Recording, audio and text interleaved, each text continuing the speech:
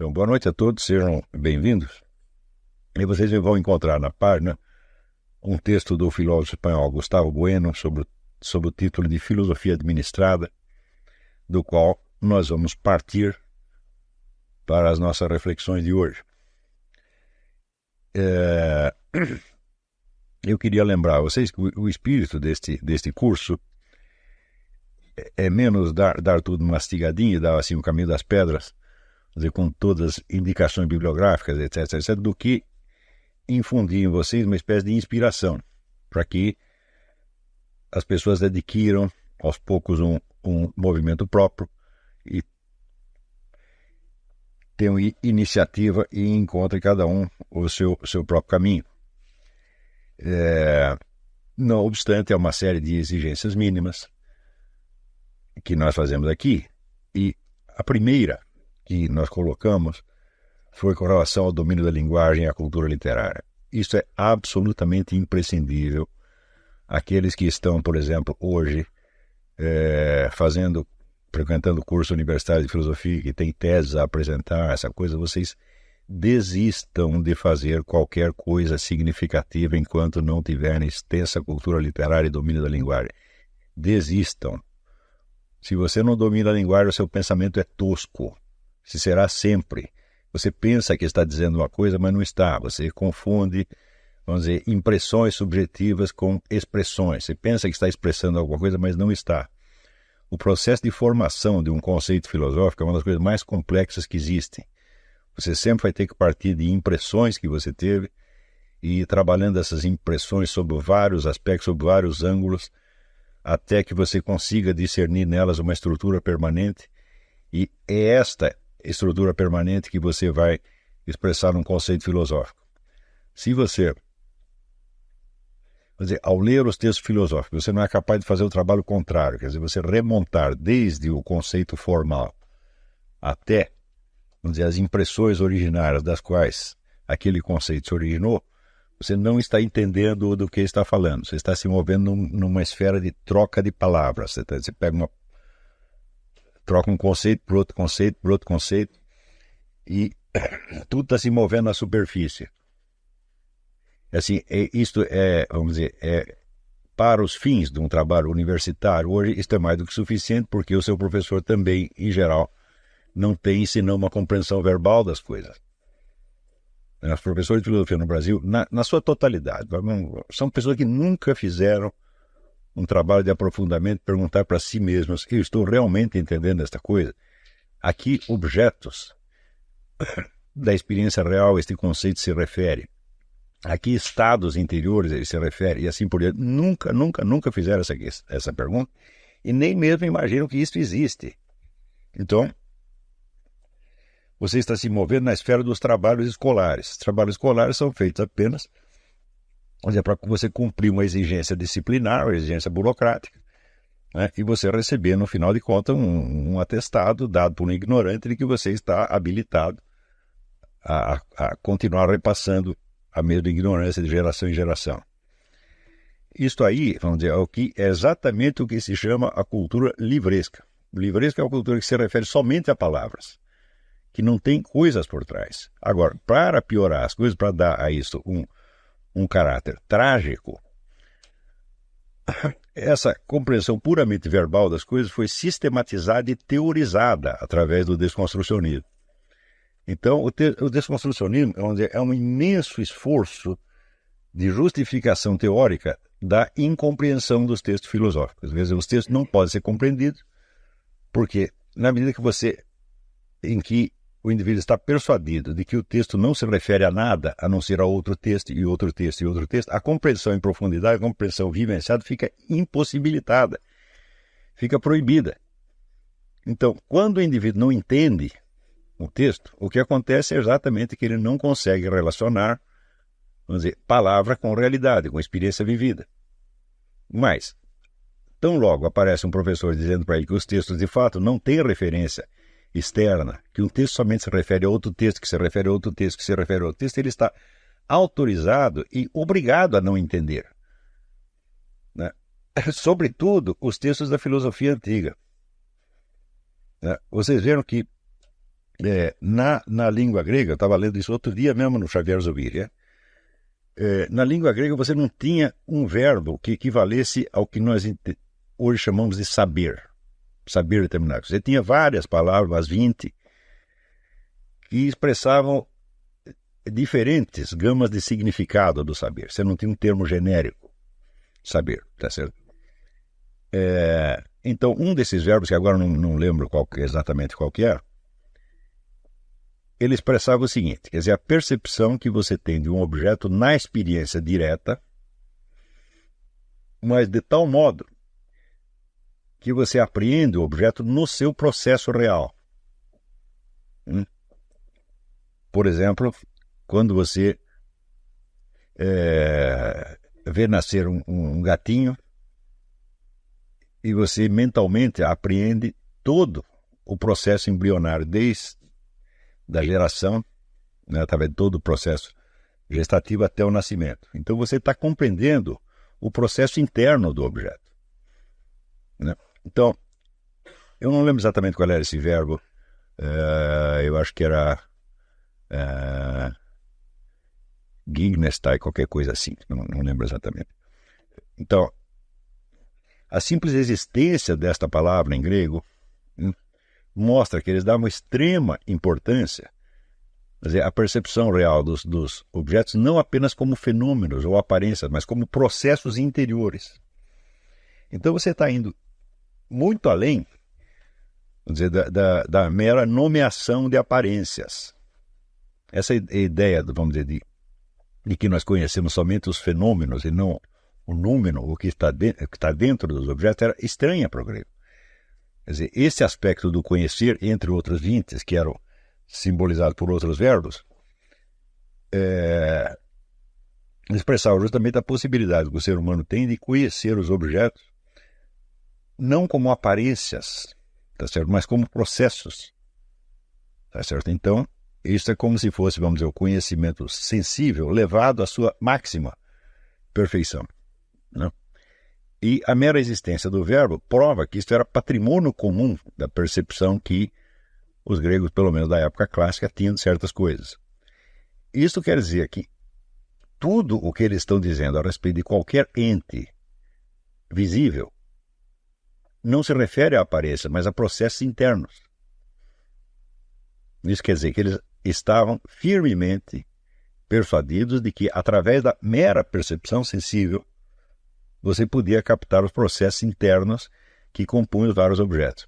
Portanto, conhecer toda a formação deste ser, vamos dizer, desde a sua essência até a sua manifestação exterior.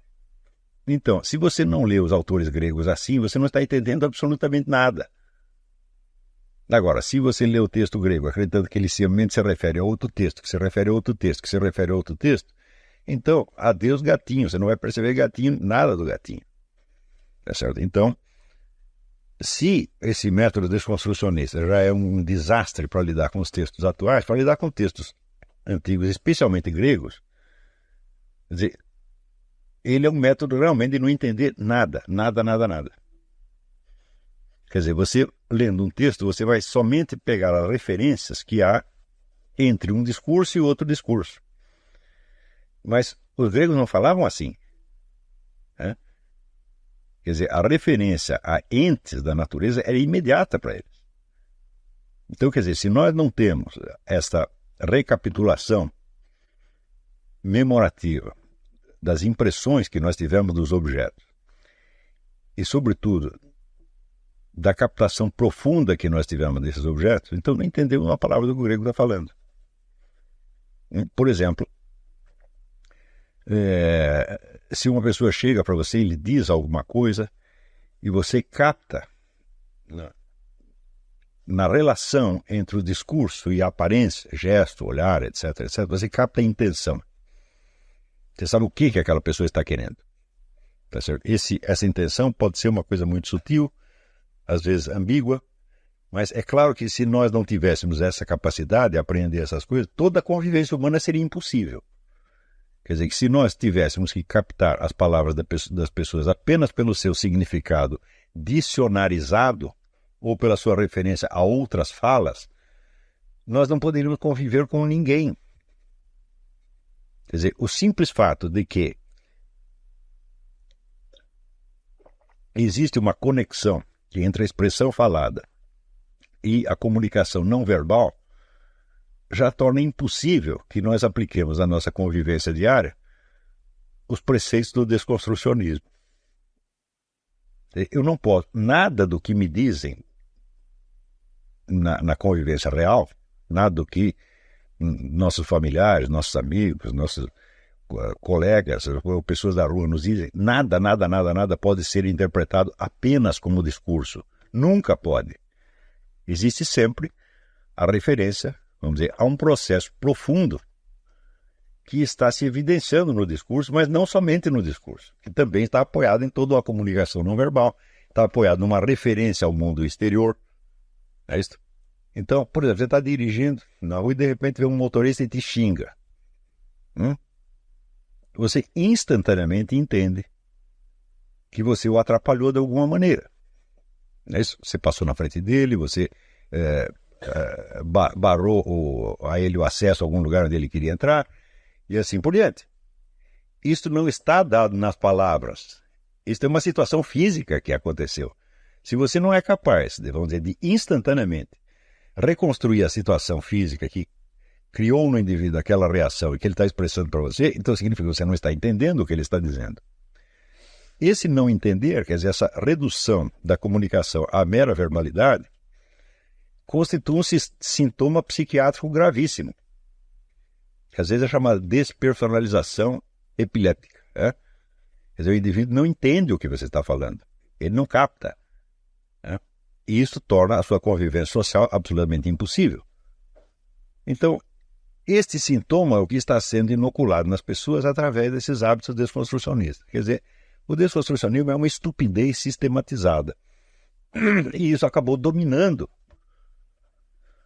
o panorama do ensino universitário no Brasil.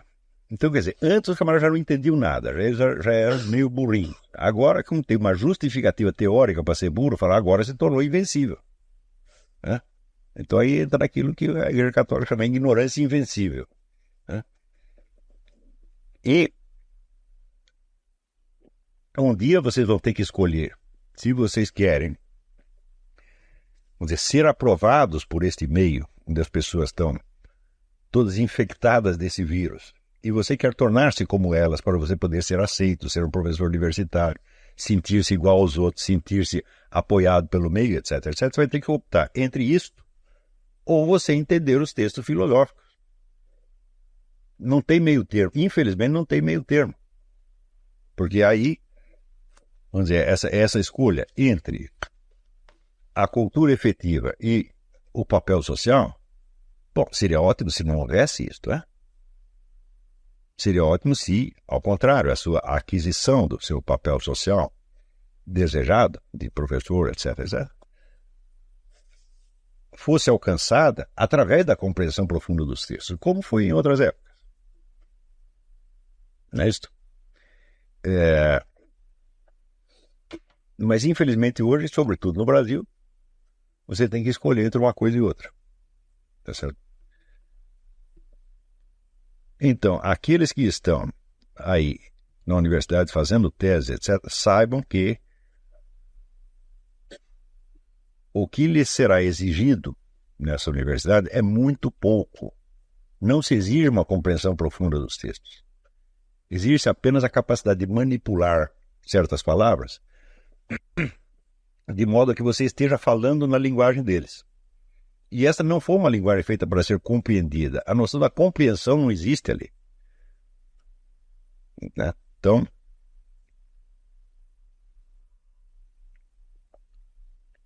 não há outra maneira de nós nos vacinarmos contra isto senão nós nos imbuirmos do verdadeiro sentido da linguagem, não no nível em que ela é usada universitariamente, mas no sentido em que é usada ao longo de toda a história da cultura humana. E a aquisição da cultura literária consiste exatamente em você aprender como certos escritores conseguiram expressar certas impressões reais que eles tiveram. Em geral, essas expressões, elas condensam experiências humanas que, evidentemente, não são particulares daquele indivíduo, são impressões que podem ser vivenciadas por milhões de pessoas, mas que na literatura aparecem como registradas pela primeira vez. E de uma maneira, como dizia o Bruno Tolentino, uma maneira memorável. Eu perguntei para ele o que é a poesia, ele disse, poesia é uma maneira memorável de dizer. Quer dizer, você conseguiu dizer a coisa de uma maneira que você pode gravar aquilo na memória, e aquilo se incorpora dentro do seu arsenal expressivo. Se incorpora, evidentemente, como instrumento de, dizia Benedetto Croce, expressão de impressões. Ou seja, quando você tiver uma impressão análoga, aquele esquema criado pelo poeta, pelo artista, ajuda você a dizer as coisas. Às vezes não com as mesmas palavras, você vai ter que fazer uma certa adaptação, tá certo? Mais ainda, na medida em que você repete literalmente ou alteradas essas expressões conquistadas pelos grandes escritores, você dá à sua impressão pessoal, à experiência pessoal que você teve, uma ressonância histórica e cultural, mediante a analogia que ela tem com experiências anteriores expressadas por outros poetas. Se vocês pegarem, por exemplo, ali onde eu escrevi o prefácio do livro Imbecil Coletivo, no último parágrafo, eu uso como quem não quer nada 5 ou 6 expressões parecidas com versos ou sentenças famosas da literatura universal. Então o que eu estou fazendo? Eu estou encaixando a minha experiência dentro de uma tradição. Então, se nós olhássemos a coisa dentro numa perspectiva desconstrucionista, então eu estaria dizendo apenas aquilo que os outros já disseram. Acontece que, como eu estou misturando 5 ou 6 frases diferentes, então, e elas são realmente diferentes, eu não posso estar repetindo, porque eu estou tentando expressar uma impressão que eu tive na linguagem de outras pessoas. Na linguagem que foi preparada por uma tradição.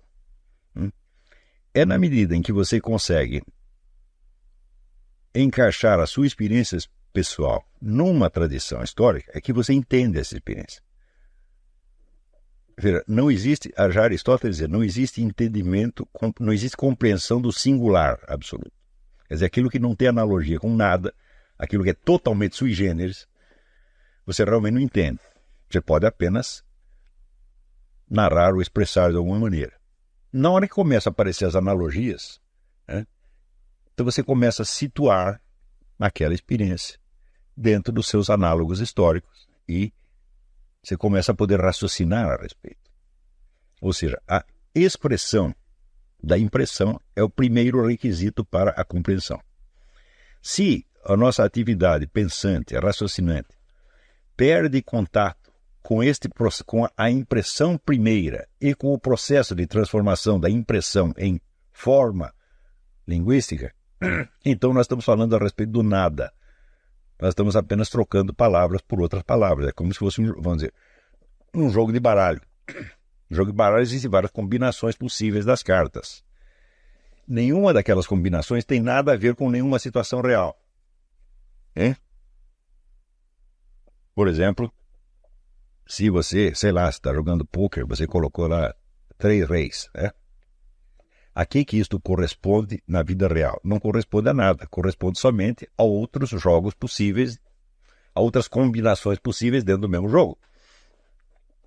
É isso? Então,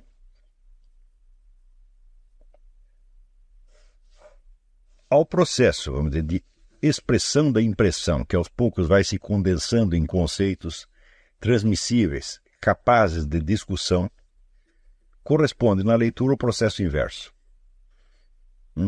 Quer dizer, você remontar desde o conceito definido e até dicionarizado, até as impressões que originaram.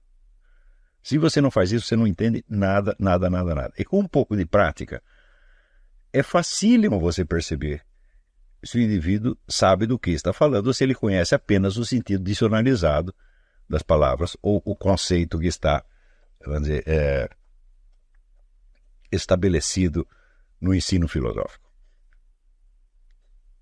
Então, é justamente dessa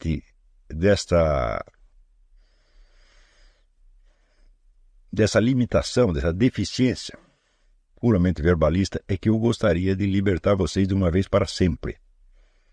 Ainda que isto implique algum atraso, vamos dizer, na sua conquista de uma posição universitária, caso você esteja disputando alguma, que eu sinceramente espero que não esteja.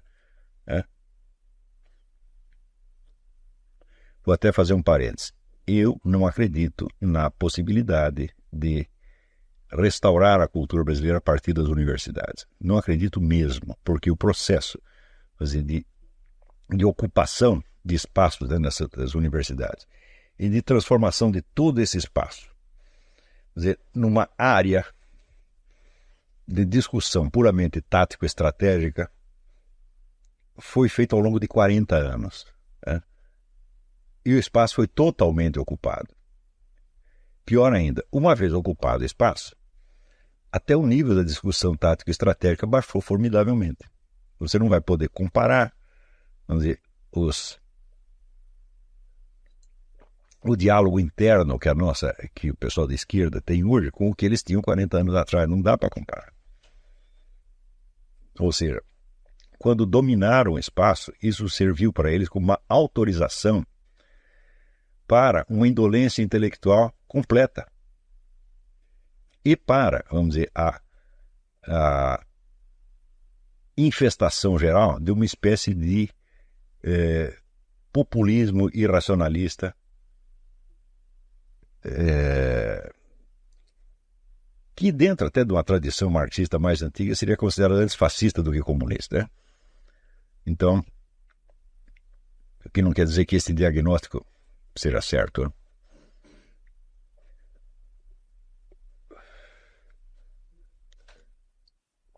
Quando nós vemos hoje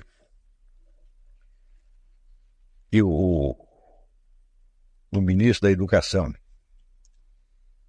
que diz cabeçalho em vez de cabeçalho, será substituído por outro que escreve Getúlio com LH,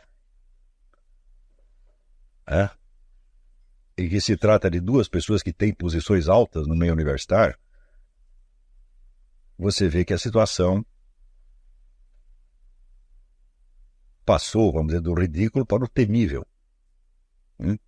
Porque era ridículo no instante em que uma outra pessoa cometia esses erros e exibia o seu analfabetismo. Quando isso se espalhou por todo o meio universitário e se tornou, de certo modo, obrigatório, tá certo? Então você vê que esta ignorância e estupidez se transformou num poder, numa força física que ocupa realmente o espaço, determina as vidas de milhares de pessoas, cria ou desfaz carreiras, etc, etc. E você vê que você não tem meio de você quebrar isso aqui. Então esta ideia de que alguns têm a ideia, não, mas eu vou entrar lá, eu vou ficar quietinho, vou galgando posições lá dentro e depois vou exercer uma influência. Isso é perda de tempo. Isso, vamos dizer, é total ilusão. Só seria possível obter algum resultado eficiente no esforço de mutação do estado de coisas nas universidades se houvesse uma ocupação de espaço coletiva, como o pessoal do Partido Comunista fez a partir dos anos 60. Então não era um indivíduo que entrava lá para fazer uma carreira e ficar isolado no meio de 50. Não, entravam os 50 de uma vez. E isto, meus filhos, eu não vou planejar isso aqui. Isto aqui não é um movimento político. Eu não vou treinar vocês para a ocupação de espaços. Nós temos mais o que fazer. Tá certo? Então, o que nós temos que fazer é criar estruturas fora da universidade, estruturas que se sobreponham a ela com vamos dizer, o poder e a autoridade de quem sabe. Tá entendendo? Então, nós não somos sequer os primeiros a fazer isso. Se você pegar a história do Instituto Brasileiro de Filosofia, fundado pelo Miguel Reale, você vai ver que esse instituto, por si, ele produziu mais e melhores resultados do que o ensino em todas as universidades brasileiras. Praticamente tudo que era significativo em matéria de pensamento brasileiro, exceto o Mário Ferreira, foi parar nas revistas do Instituto. E você não tem uma revista, que é a revista que foi publicada durante 40 anos, né? E você não tem uma revista de uma única universidade que tenha durado tanto e que tenha publicado tanta coisa boa. Tá certo? Então, praticamente o que havia de positivo, de criador no ambiente filosófico brasileiro foi parar no Instituto Brasileiro de Filosofia, foi parar nos congressos do Instituto Brasileiro de Filosofia, ou foi parar também na Sociedade Brasileira de Filósofos Católicos, que existe ainda, né?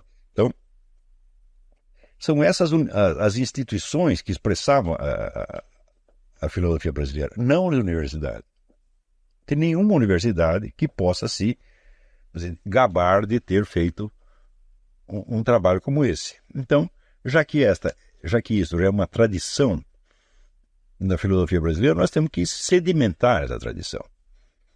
E temos que não depender das universidades em nada.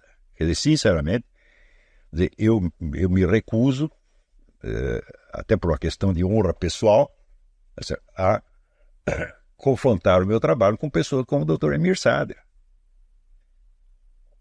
né, que é professor titular de filosofia da universidade e agora vai ser o ministro da Educação.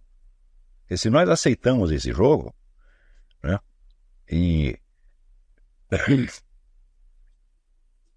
então, de fato, nós estamos perdendo todo o contato com a nossa consciência efetiva. Nós estamos trocando o nosso eu verdadeiro por um papel social. E isso aí é absolutamente incompatível com o exercício da filosofia. Mas acontece que a palavra filosofia, neste contexto, tem um significado ambíguo. E esta ambiguidade é o que aparece aqui neste texto do Gustavo Bueno, que agora eu vou ler e comentar para vocês. O Gustavo Bueno não é assim, um grande filósofo que eu aprecio especialmente, mas esse trecho é útil para nós. Há também alguns artigos que o Julián Maria escreveu sobre o mesmo assunto, que são até melhores, mas esse aqui condensa melhor a coisa, então eu escolhi esse aqui.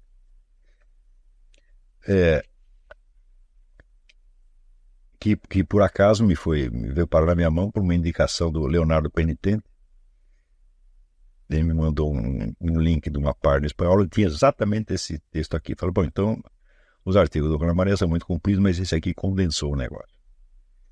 Ele diz, em todo caso, será preciso constatar que em muito pouco tempo o processo de institucionalização da filosofia, iniciado pela Academia Platônica, foi estendendo-se em ritmo constante.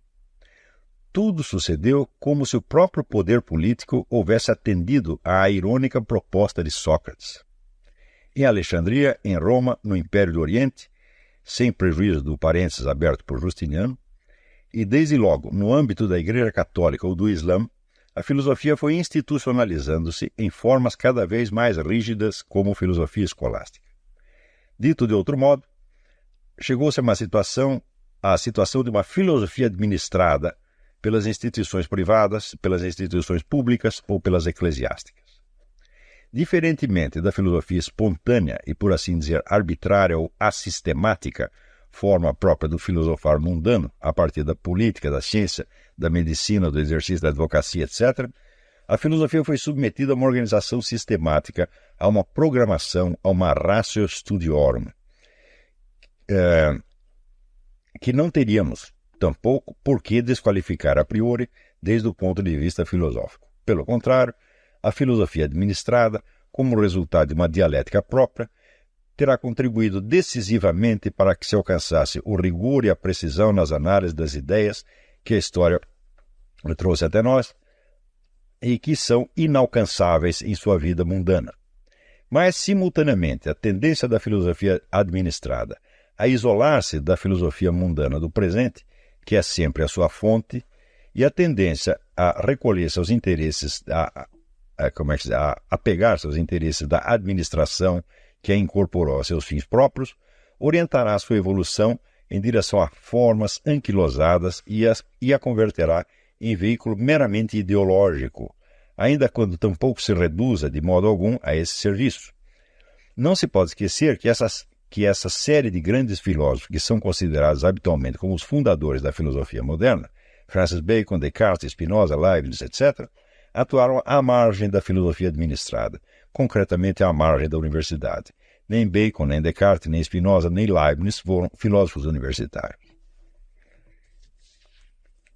Então, eu acho que algum exagero no começo aqui desse texto, porque quer dizer, a Academia Platônica não era um órgão que estivesse ligado ao Estado e nem a alguma entidade fora dela mesma. Ela é uma entidade autônoma. A Academia Platônica mais se parecia com o Instituto Olavo de Carvalho e com a USP. Tá certo? Era apenas um grupo de pessoas interessadas. Tá certo? E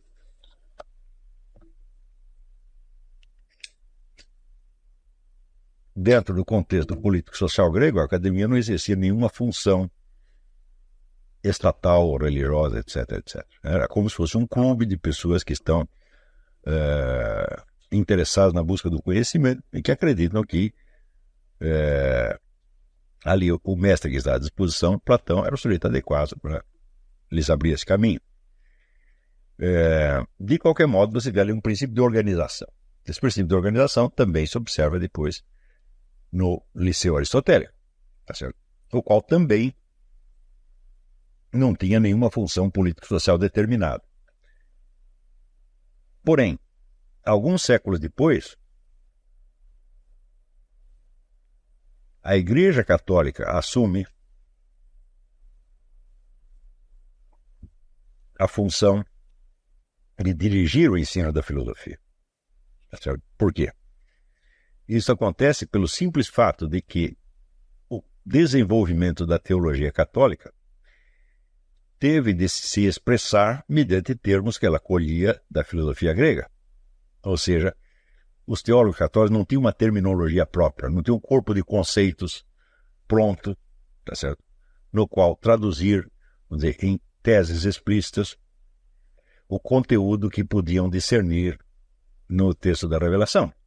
Então tiveram que apelar àquele arsenal filosófico grego e isso trazia naturalmente ao primeiro plano do interesse geral as relações entre teologia e filosofia.